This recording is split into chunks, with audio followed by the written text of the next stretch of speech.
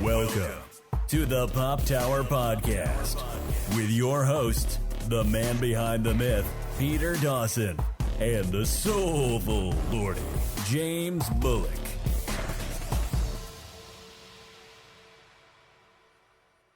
It's episode 75, and I am Peter W. Dawson. And I am James Bullock. Stars. That's the deepest I can go today. I wish I could go deeper. Bang, bang. Yep. So let's dive right into it. We're going to talk about video games, television, and movies. Yes. And thankfully, we have a lot to talk about. Yes, we do. This is actually a really great, and last time I was like, do we really need to talk about Coffee and Korean? We got a good movie to talk about this time, let me tell you that. So we're going to start it off with the Resident Evil 3, it's a remake. Yeah, they were just putting it 2020, but like I said, it's a remake. Yeah. So. Yeah, well, because the original also had Nemesis in the title, this one doesn't. Right. Which is funny, because Nemesis is still very much a part of this game. I mean, for goodness sakes, it's on the poster, looming over Carlos and Jill. Yeah. Yep. And he's not about to leave us in a Carlos world. I'd love that part about his character. I'm just going to say that now. Okay, so for those who aren't familiar, we're going to dive into the basics of the Resident Evil 3 plot.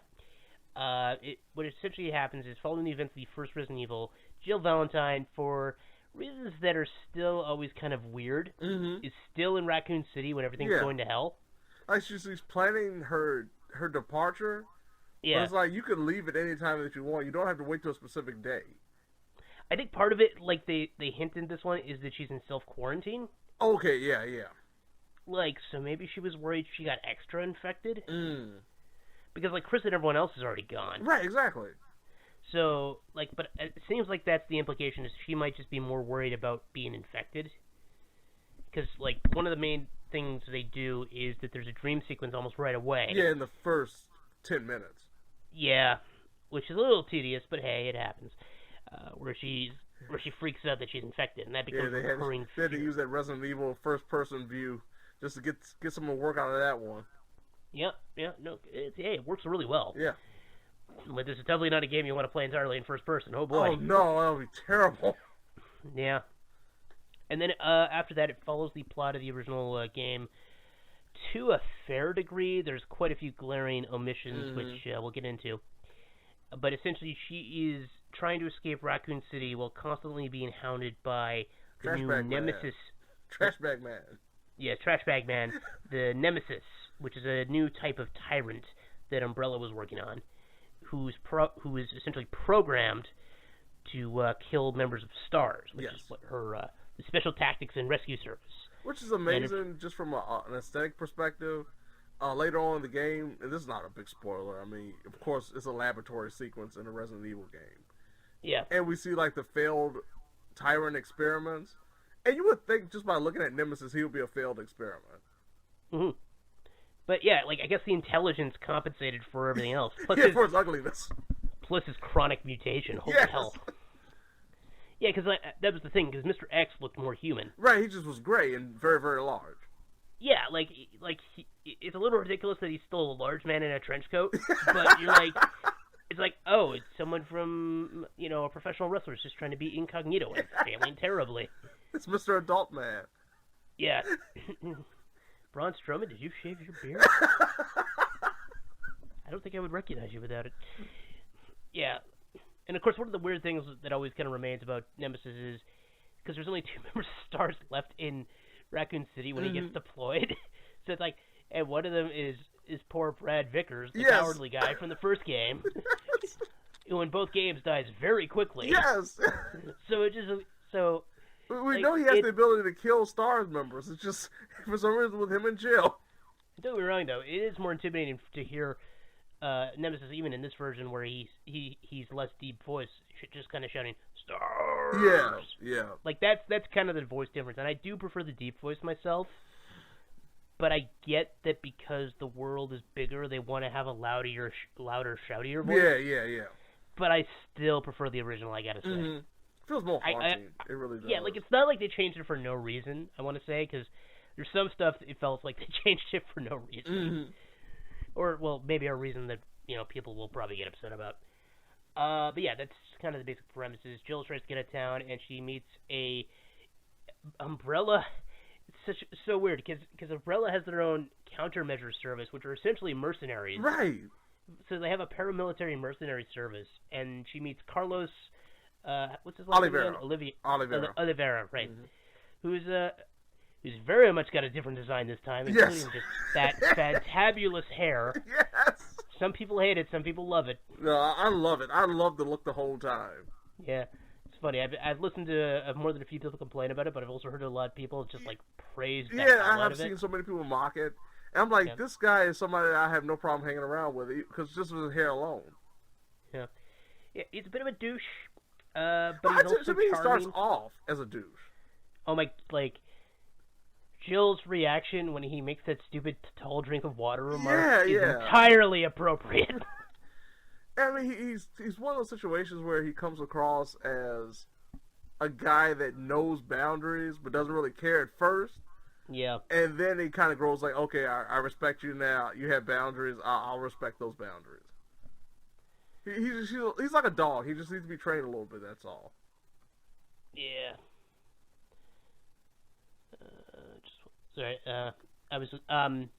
So he's there with his team, which includes... You were getting hair tips from Carlos?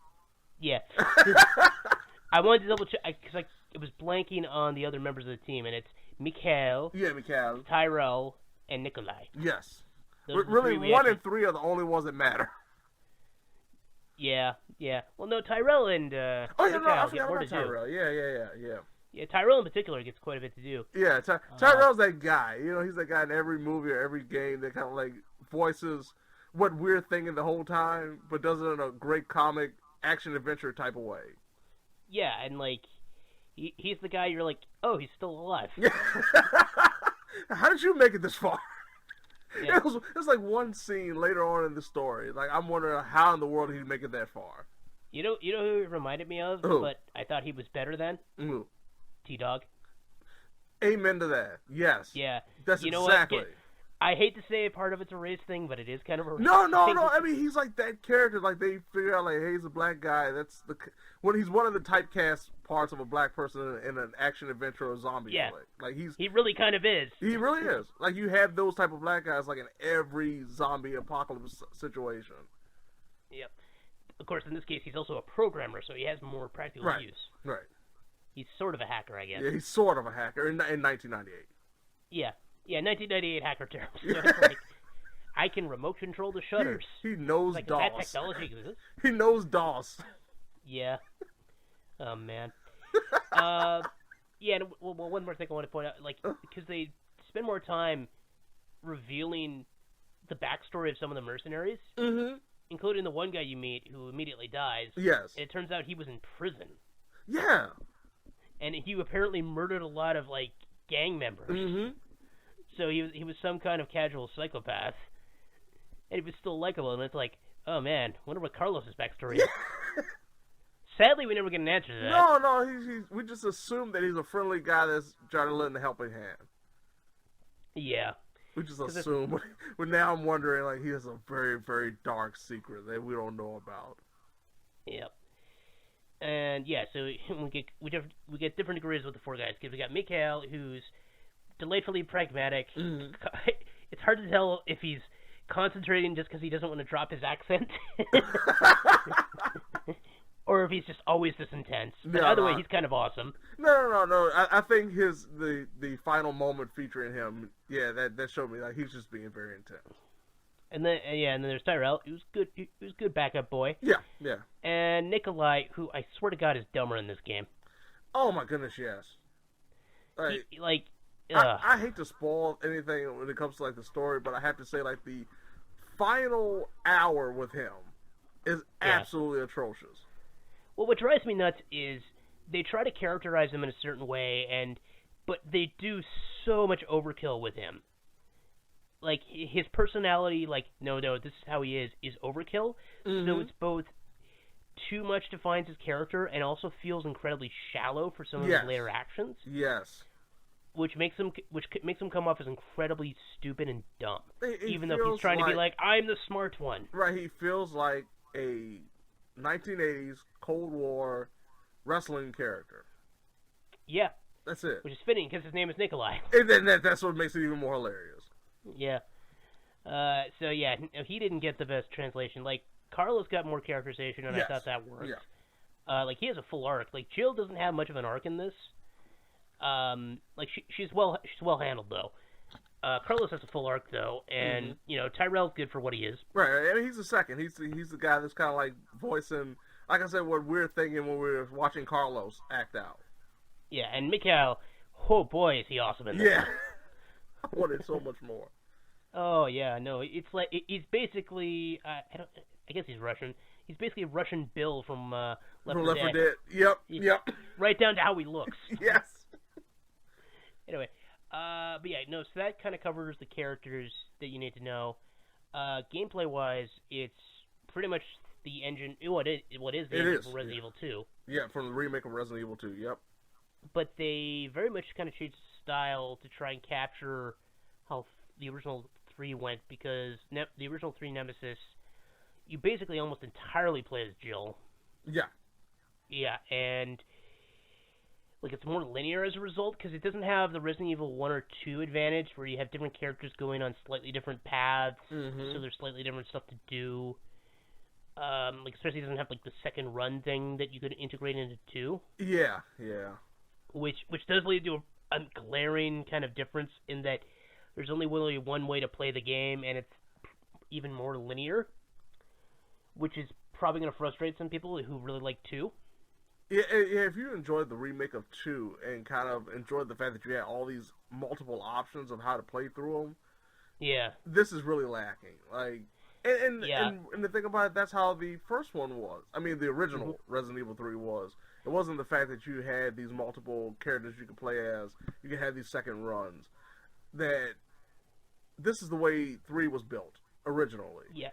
And unfortunately, some of the gameplay options that did add some complexity and extra avenues to take when it came to the narrative are removed, unfortunately. I know, and like that's kind of the frustrating thing, because they had a real opportunity here to maybe, because this is one of the many games that we're probably going to talk about over the next few weeks that really looks into what makes a remake. Mm-hmm.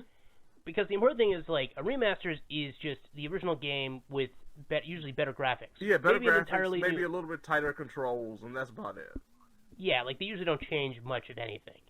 They may use a new engine, but if they're just doing a remaster, it's still the exact same thing. Right. Like, in some cases, it's just the original game, but with an upped graphics engine.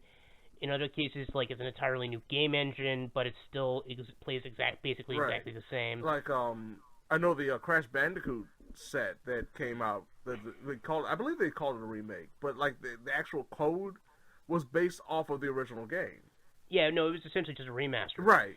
And, of course, like, you look at Shadow of the Colossus that came out, what was that, 2 years ago now? Or was that last year? Yeah, they did just call that a remaster. Right. A remaster. It just, they took a game that was originally very pretty and they just made it prettier. Maybe even better. Yeah, which was fine. I got no problem with that. And then you look at 2 and now 3, they were remakes, and they definitely changed things. And it's even more glaring in 3. Yes. Because they cut out sequences, including a couple sequences that were really popular for some reason. Yes. A lot of people really like the clock tower sequence. Yeah, they love the clock tower. It was funny because, like, a lot of people didn't like the graveyard, but they complained about that being removed. Well, because it's just one of the many things, because, like, about half the sequences from the original game are gone. Mm-hmm. That's probably, yeah, and then in their place are some sequences, some that are alright, like, the sewers was in the original, right? It was just different. Yeah, the sewers were in the original, but the thing about this is the fact that they used pretty much the sewer layout from Resident Evil 2 remake. Yeah, that's one of the critiques, is that they essentially reused a lot of assets from 2. Mm-hmm. Because, like, one of the sequences you go to later on is very reminiscent of a place in 2 that was not in 3, right? The original. And that one really upset some people. Yeah. it does make a little more thematic sense because they still keep a good chunk of the ending from 3. And if you remember how 3 ends, it feels less random as a result. Mm-hmm. But it also has other problems, including Nikolai. Oh, Nikolai. Oh, man. Yep. Yeah, so, like, it almost feels more like an Uncharted game as a result, even though it's using an engine that kind of invokes Resident Evil 4. It was so weird because when I was playing it, and that was one of the things I had a lot of feelings about, was like, man, this feels like an Uncharted game. Like, this feels like a Naughty Dog game. Yeah, it really does. Like, it's weird. Because you still got the inventory system and everything from 2 as well. Yeah, right down to the menu. I mean, it's the exact same menu. Yeah, exactly. The pouch system's back. Everything's back. They get a slightly more advanced crafting system, which I'm perfectly fine with. Because that was very much a thing in 3, right? Yeah. So, that worked out. And of course, because you just got the one character, you're able to give her a more interesting arsenal. Right. I mean, the thing about it, there were a couple removals from the Resident Evil 2 remake that didn't make it here, including like the whole knife and flash grenade tactic you used to get away from enemies. Is not here, but you get to have the knife in your inventory the whole time. Yeah, the knife never breaks. Right. Which is nice, because there's a lot more things to break. Because like they have a lot more just like random boxes, like hey, random break this crates to get items. Sitting around. Which is fine, because that feels very Resident Evil 4 in particular. Mm-hmm. And I'm fine with that. And of course they invoke the lock-picking thing more.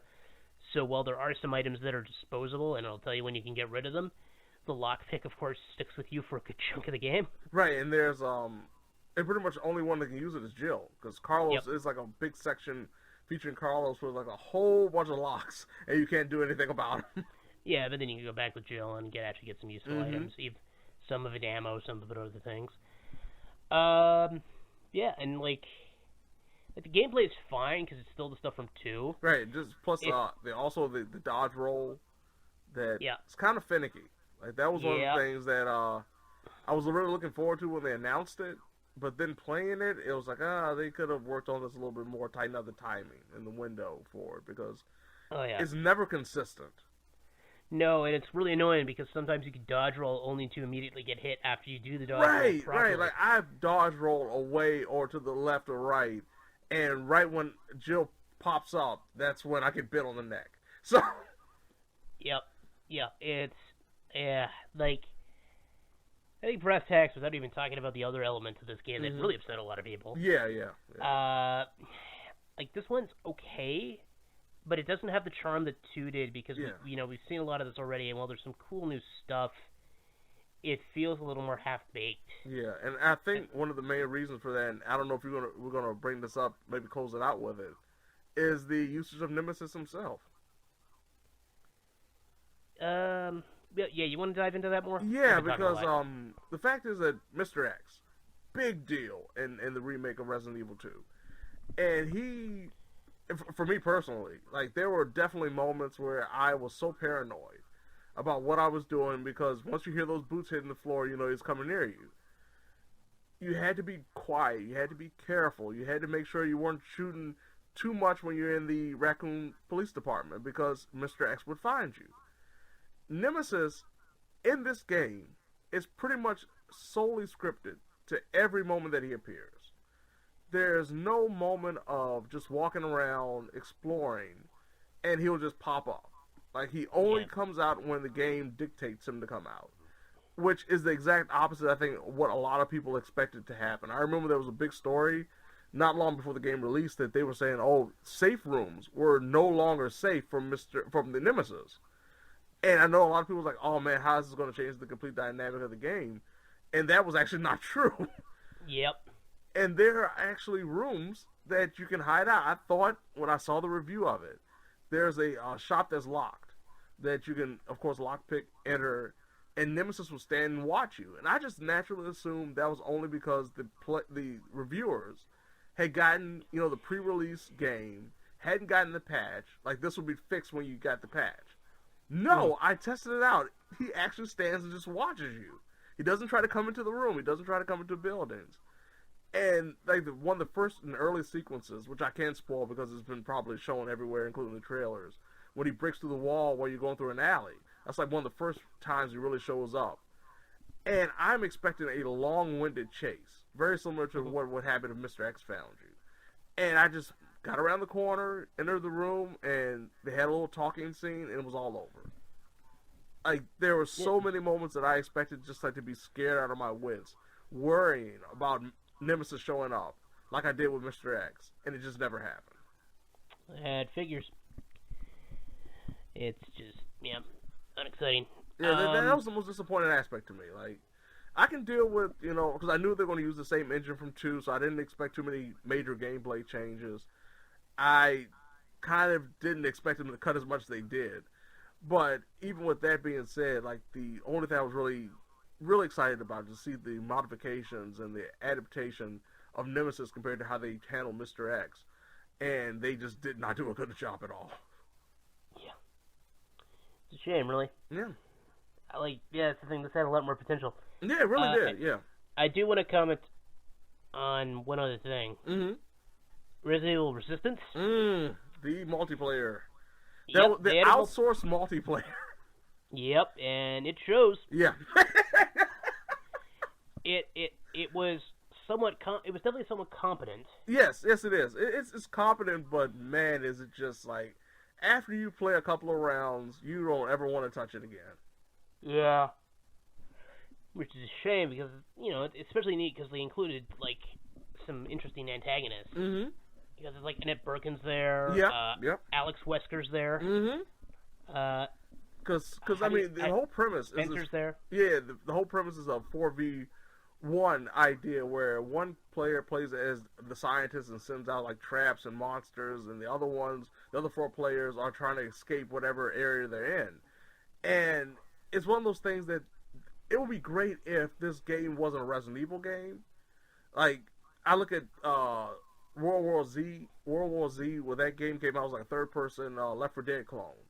Like, the gameplay is made for something like this compared to the Resident Evil gameplay. Like, Resident Evil gameplay is not made for these sprinting marathons of shooting your way through areas. Like, it just doesn't work. Yeah. It's just, I don't know.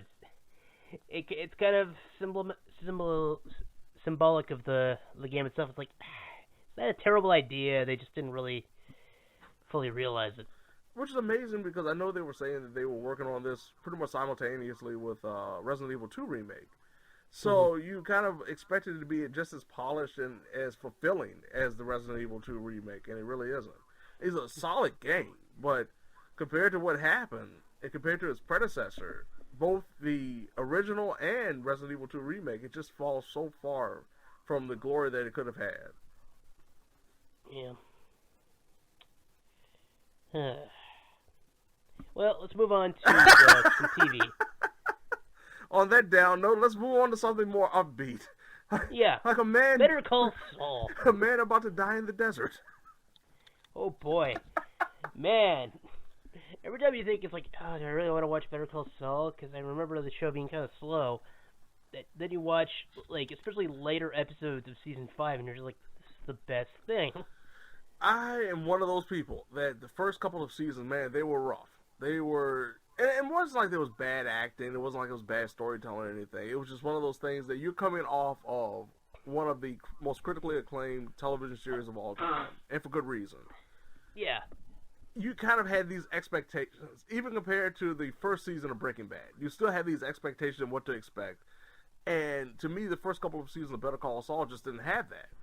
No, well, they were still good, but they were, like, the whole show was so incredibly slow, right? Right. I mean, it was just really focused on character development and understanding the mindset, especially of good old Jimmy, a.k.a. Saul. Yeah. But this season... No, don't worry about Ray. Yeah, if you were ever worried about action, oh boy. Man.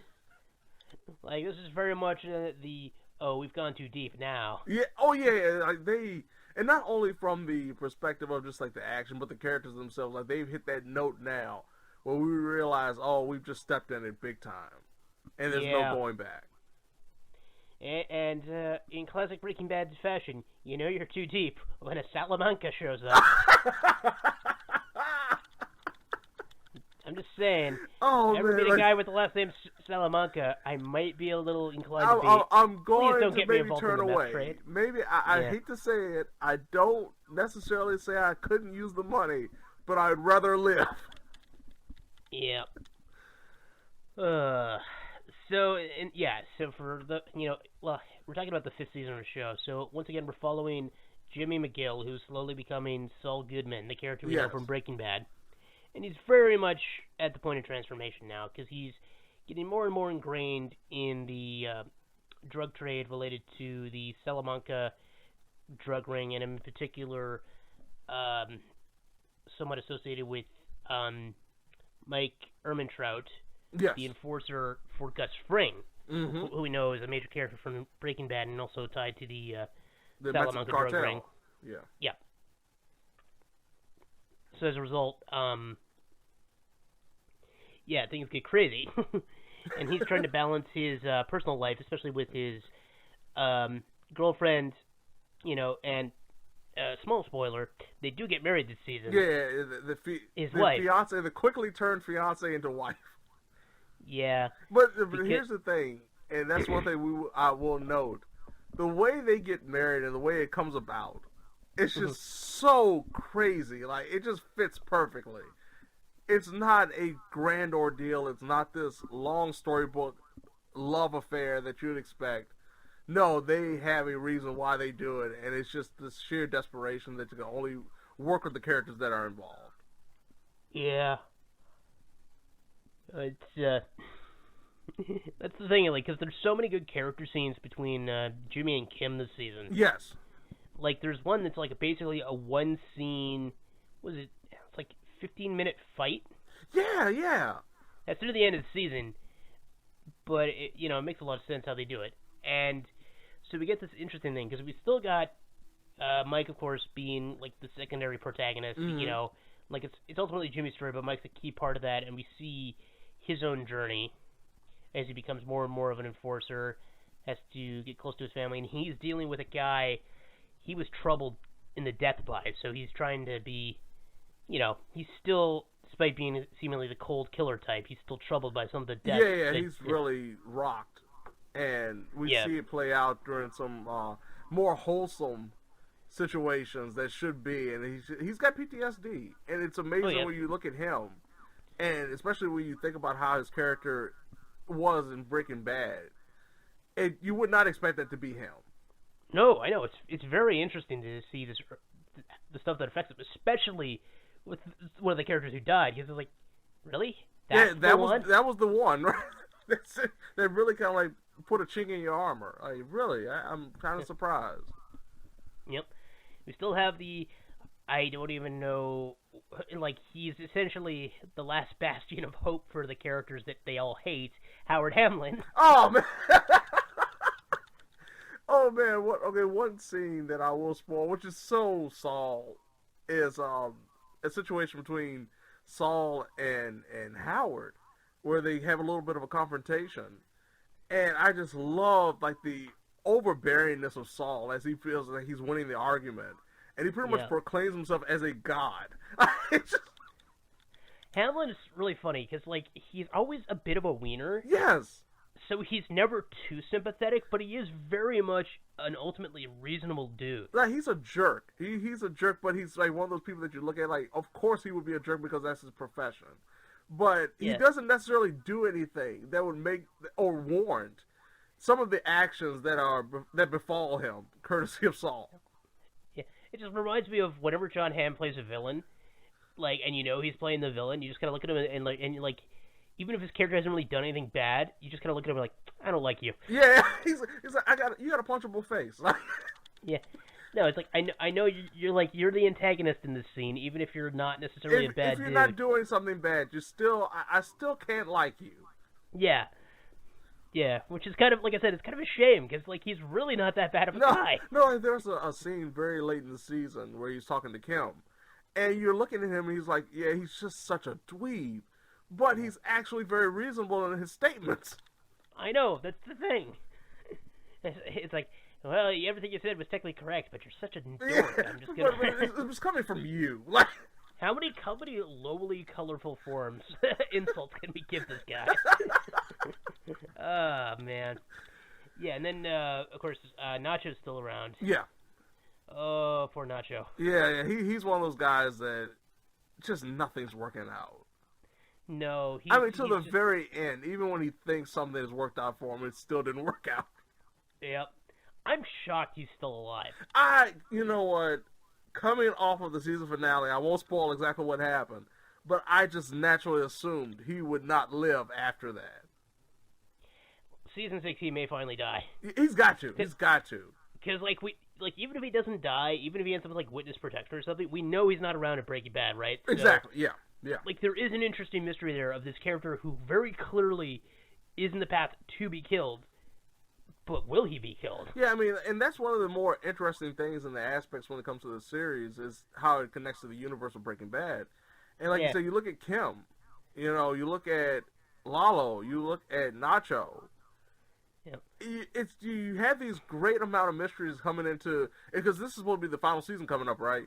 Yeah, season 6 is the last one. Right, so it's a great amount of mystery that not only ties into what happens to the overall Breaking Bad universe, but the fact that they did such a great job of crafting incredible narratives heading out of season 5. Yeah.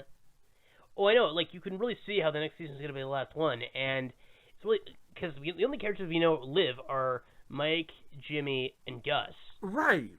Right. Kim could die. Howard could die. Yeah. Oh man. That would bum you out. Imagine if, the flash forward sequence the whole time, the person who's been shadowing, fake Jimmy, Gene Takovic, it turns out to be Howard. Yeah. Wouldn't that be amazing? That would be incredible. You think it's gonna be, I guess we might as well get into Lalo a bit, but you think it might be Nacho or maybe Lalo. Yeah, if anybody be Lalo. Freaking Howard. Yeah, Howard. Yeah, it'll be Howard the whole time. He completely broke. Something that happens in season 6 that just breaks him, and that he's just stalking Jimmy the whole time. Yeah, he's running his own private mercenary company. I've started investing in this company called Umbrella. Yeah. Yeah, no, Lalo, because he showed up in season 4, I believe. That was the first time he really he became a main character. Yeah. Yeah. And then, now in season 5, oh boy, Lalo is really a big deal. Oh my goodness, what an eccentric individual. Just a heck of a gentleman.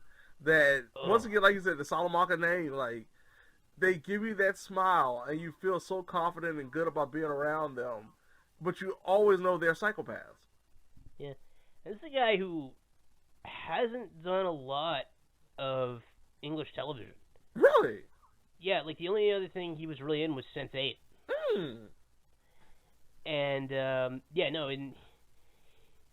looking at his IMDb, and it's almost all Mexican theater and stuff, and or TV, movies, that type of thing. So for not being known as an English speaking actor, he does a fantastic job. Yeah, no, he's got a very magnetic personality, and it just every time you're watching him, he really steals scenes. Your eyes are always on him and seeing what he's doing. And I love the fact that they emphasize that he is really into details. Yeah. Watching him, you're trying to figure out little details about him, and all the while he's watching little details around himself. I love the fact that his character is so intricate. Oh yeah, no, he's easily. They probably realized he was going to be ultimately one of the main antagonists that they could potentially kill off, and once they kind of realized that, they did a good job of integrating him into the show in a unique way while still making him very much in that Salamanca, because we've seen a few Salamancas by this point, right? Right, yeah. Especially, Mark Margolis' amazing performance as Hector. Oh, yes. Yeah, and then, of course, we had some other ones, including... the birthday scene was absolutely phenomenal.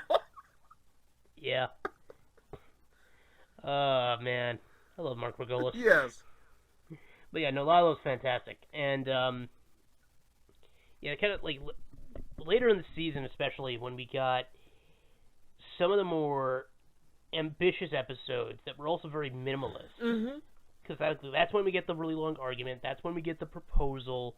Like, those are the ones that really seem to move the show forward, and you realize that the early episodes, especially early seasons, were always bringing us to this point. Right. There's these metamorphoses and transformations of the characters and their mentality and how they're going to pretty much go forward was finally seen. And like you say, even though we've seen the groundwork, we've seen the foundation, you don't really appreciate it until now. Yeah. And, like, especially with Episode 8 and Episode 9, those are... And, of course, Episode 10 as well, but, like, 8 and 9 are probably the ones that really... pretty nuts. And then, of course... 10 things go crazy. Yeah, 10 is one of those ones where they do a very slow burn. Like, you just feel like the characters are settling down and trying to figure out how they're going to handle the situation before them. And then, like you say, it just goes nuts by the end. And 10, the final sequence, it's like, oh, things are about to get bad. Oh man, if they had a cliffhanger to end all cliffhangers when it came to this series so far, like that was such a great cliffhanger. Oh yeah, because I mean, like the end of season 4, it was more of a character moment when they ended. Right. And it was like, oh, I guess what's gonna happen? We kind of see now the Saul emerging more than the Jimmy in the end of season 4. Yeah, like that was the thing. It was very much hinting at this is where he's truly starting to become Saul. Right. And then season 5, oh yeah. Yeah. And it's just not him. Like that's the thing that was like so intriguing when it came to season 5. Like it's just not him. And if you thought until now, it's not in too deep. No, 5 is in too deep. No, he's way too deep. And it's funny because it's one of those things where he is really adamant about not being a part of this. Yet, just the allure of it all, just specifically the money, is just too much. And I love the fact when he's talking to Kim, and there's a scene, like I said, pretty much with them having an argument, and he's like, "You're not in the game. You don't understand what the game is." It's like you're really just getting in the game yourself. You don't know what it is. Oh, exactly. It's I always hate to talk about the fact that a lot of great, especially North American dramas, tend to be like the first season is usually not Yeah. Which is something that always, because like it seems like they have problems with the genre. So I don't know, or something like that. I don't know how else to describe it. Yeah, no, I know they want to put the groundwork for a lot of things, but like the way they go about it, it's just not the most entertaining. Yeah, like. Especially because they're trying to get a feel for the characters and because it's live-action performances, They may need to, like compared to animation where they're able to quickly, hash those things out usually pretty quickly, which is why even, like, the first episode of an animated series can usually be pretty good. Mm-hmm. Like, it's very rare that beyond the first episode of a show, that the first season is usually that great. Like, because, even the first episode of The Shield, for example. Yeah. Holy heck, that's a great episode. Mm-hmm. Then the rest of the season is like, it's fine. Yeah, exactly. Or even Breaking Bad season 1, like, you get hooked, and there's some cool sequences in there, but you're also like, oh yeah, they gotta slow burn this. Right. It really is until like the end of season 1 where you really realize, oh my goodness, this is something worth watching. Yeah. Like of course, it's got a catchy first episode, especially with how it opens. Mm-hmm. Just, because they planted all those intricate bits, and they had pretty hilarious reasons for some of them. Why is he in his underwear? Oh, they're nice pants. It's one of those things. Like, this is definitely one of those shows that really falls into that camp. Because, season 5 in particular has made the whole run worth it. Like, there's been some very engaging stuff in the earlier seasons. Yeah, to me, season 3 and season 4 were the seasons where it finally started hitting the stride for improvement. Like, okay, you definitely need to watch it now. But, like, this was the first season where I'll say, hey, this finally hit a benchmark that we've been hoping it would for a long time.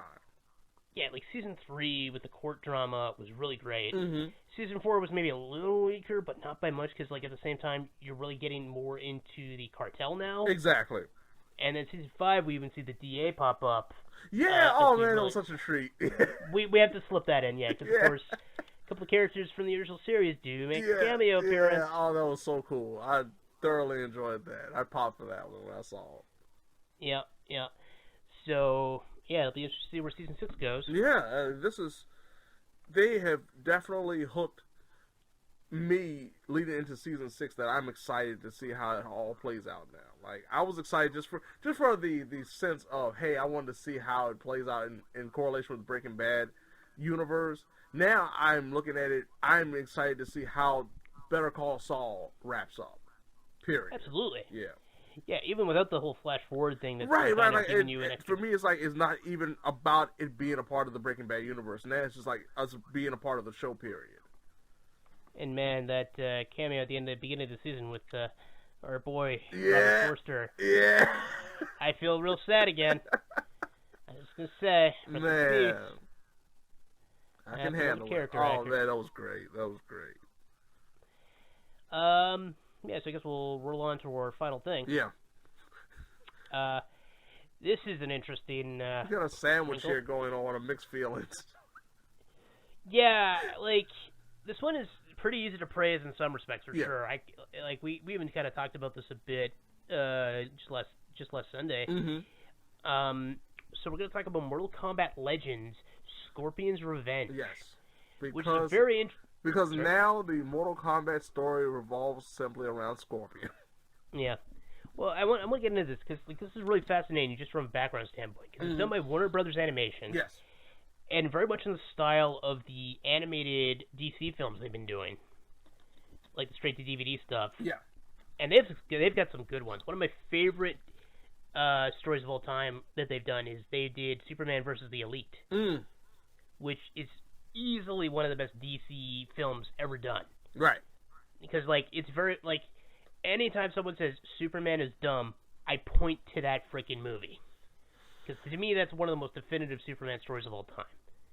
It's just fantastic. Sorry, I had to get out my love for that movie.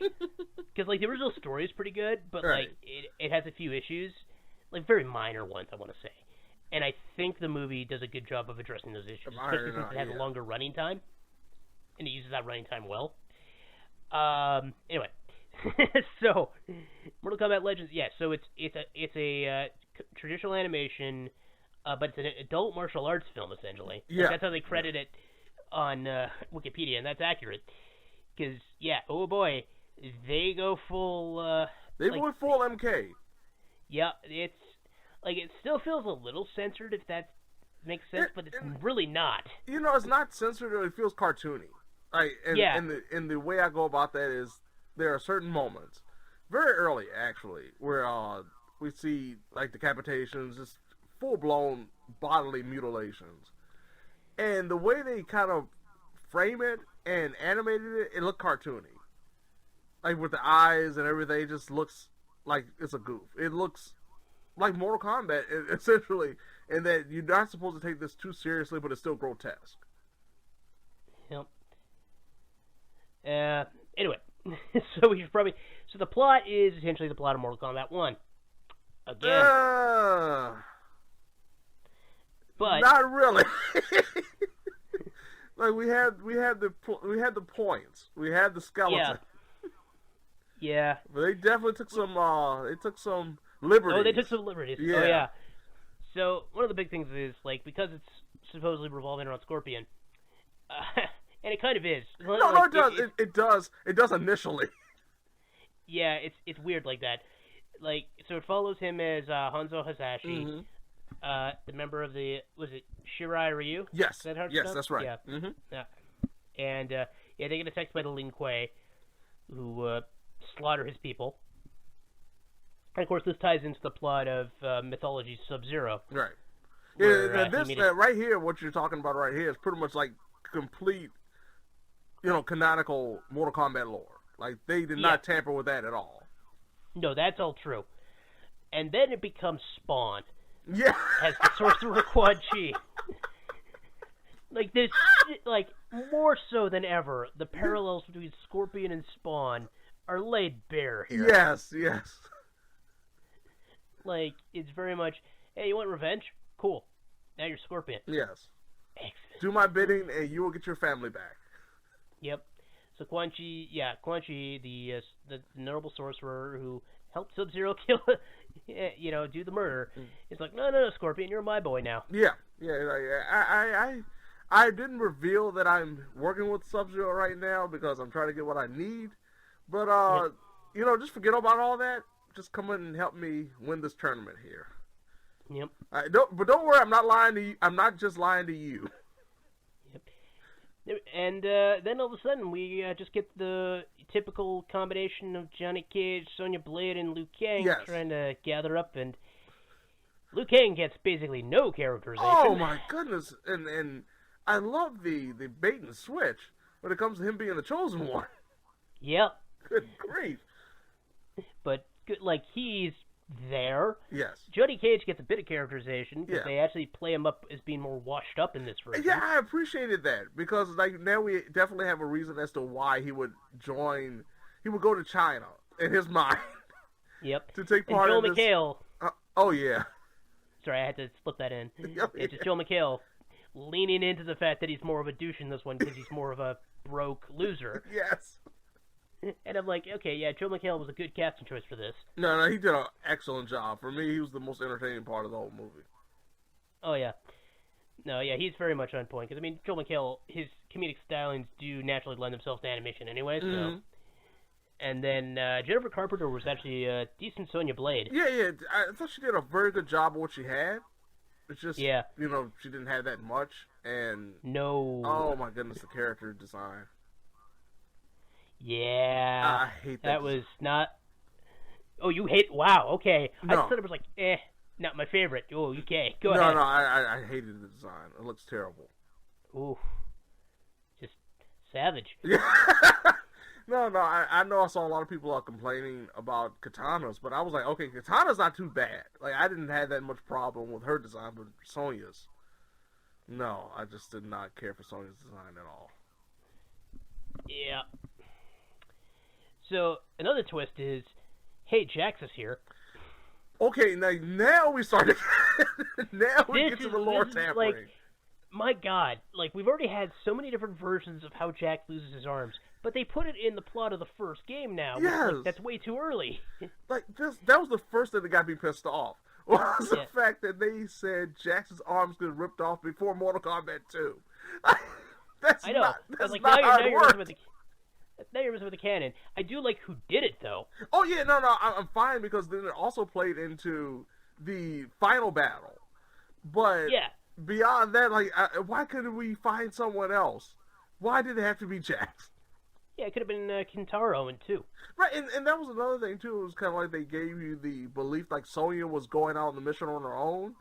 And come to find out Jax is right there, too, and we never see them interact until that moment. I didn't even know Jax was around until that moment. I know, it's like, oh. All we saw was a flashback originally, and then all of a sudden now he's at the island, and he just, for some reason, him and Sonya didn't come together. It's weird. I know.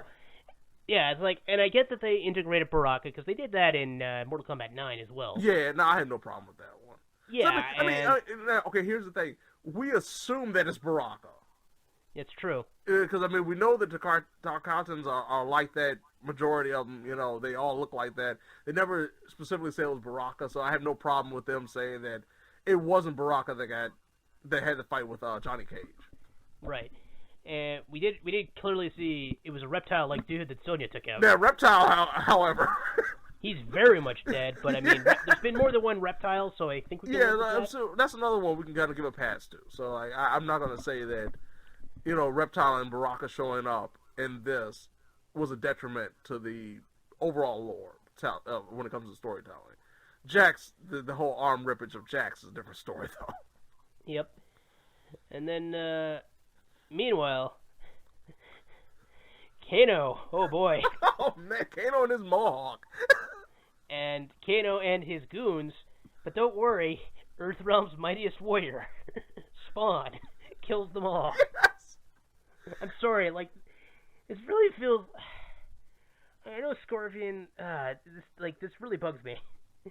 Because, it feels more than ever like they were going for a Spawn motif with them. And, he always kind of was with how they've set him up. But, and then it's like, don't worry, he's a good guy. He's going to defend them from mysterious assassins. Mm-hmm. And then... Nothing. Yeah, and then, well, no, I'm thinking of what happens with Sub-Zero after. Oh, yeah, no. Yeah, that was so sad. Yeah, that was a really weird way of handling the Sub-Zero thing. Yeah, no, that was really sad because I'm not even. I'll spoil this part. I'm not even saying because I mean, of course, we know how the lore plays out when it comes to Noob and everything. But the fact is, like, I expected when it came to that fight to be a little bit more dramatic. Like, that was the most disappointing to me, was the fact that it just felt so one-sided. Like, it was not that much of a dramatic fight. And I know, that's kind of thing, because, like, that was an interesting twist, but I don't know if it really worked. Well, no, but that actually was a part of the lore. Okay. Yeah, no, that actually was. Like, when they did it, I was actually happy that they brought that up, because that became a part of the lore coming off of Mortal Kombat 4. Okay, I wasn't sure. Yeah, no, they didn't they tamper with that one 9. too, because that also ties in. You remember in Mortal Kombat 10 when Scorpion was just hell bent on getting a hold of Quan Chi. That's true. Yeah.